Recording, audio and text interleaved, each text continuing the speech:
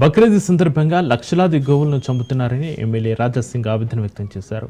ఆ పాపం దేశంలోని ఎంపీలకు, సీఎంలకు తాకుతుందన్నారు. తరతరాలుగా ఆ పాపం వెంటాడుతుంది అన్నారు.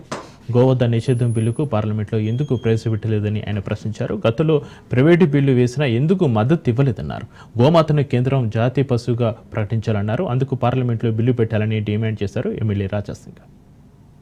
బక్రీద్ సందర్భంలో మీరేం కోస్తారో అది మాకు అనవసరం, కానీ కావాలని మా గౌమాత పిల్లల్ని మంచి వ్యవసాయానికి పనికొచ్చే ఎట్లాంటి మంచి ఎద్దులని ఇవాళ మీరు కోస్తారు.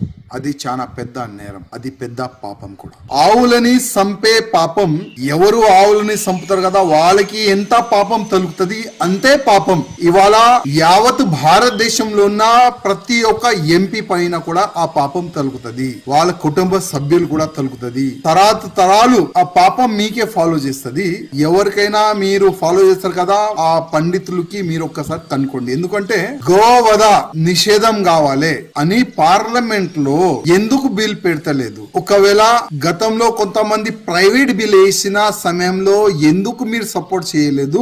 ఒక్కసారి మీరు ఆలోచన చేయండి. ఇవాళ లాక్స్ ఆఫ్ గోమాత పిల్లల్ని, మంచి ఎద్దుల్ని ఈ బక్రీద్ సందర్భంలో సంపి తినేస్తారు. ఆ పాపం వాళ్ళకు 100% తలుగుతుంది. కానీ ఇవాళ నోరు మూసుకొని చాలా మంది లీడర్లు ఉన్నారు కదా, చాలా మంది ఎంపీలు ఉన్నారు కదా, ఆ పాపం వాళ్ళు కూడా తలుగుతుంది. ప్రతి ఒక్క రాష్ట్ర ముఖ్యమంత్రులు కూడా ఆ పాపం తలుగుతుంది. ఇది నేను కాదు, శాస్త్రం చెప్పిన మాటలే నేను చెప్తున్నా.